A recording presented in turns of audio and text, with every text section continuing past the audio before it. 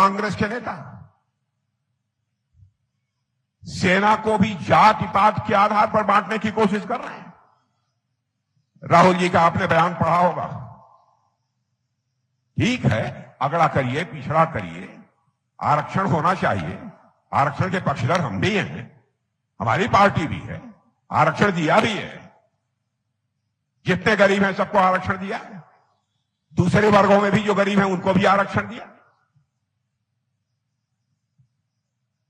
लेकिन सेना के बारे में जाति पात के आधार पर, बहनों भाइयों, मैं समझता हूं कि चर्चा तक नहीं होनी चाहिए।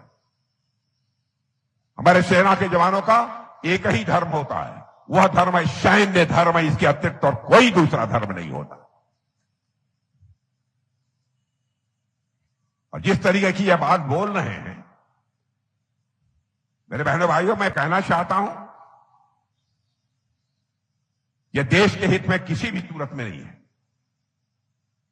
और मैं कांग्रेस के दोस्तों से कहना चाहता हूं, कम से कम हमारी सेना को राजनीति में मत घसीटिए। जब जब इस देश पर संकट आया है तो हमारे सेना के जवानों ने अपने शौर्य और पराक्रम का परिचय देकर भारत का मस्तक ऊंचा किया है। जाति, पंथ और मजहब की यह राजनीति ने देश का बहुत नुकसान किया है, बहुत नुकसान किया। और हम लोगों की सोच तो यह है कि समाज के सभी वर्गों का उत्थान होना चाहिए। यदि हमारे प्रधानमंत्री की यह सोच न रही होती, हमने 2 राष्ट्रपति बनाए, एक दलित समुदाय से एक राष्ट्रपति हम लोगों ने बनाया और दूसरा यदि बनाया तो भारत के इतिहास में पहली बार बना है तो आदिवासी समुदाय से हम लोगों ने राष्ट्रपति बनाने का काम किया।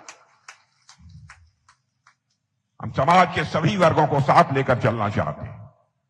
जाति, पंथ और मजहब के आधार पर हम कोई भेदभाव नहीं करना चाहते।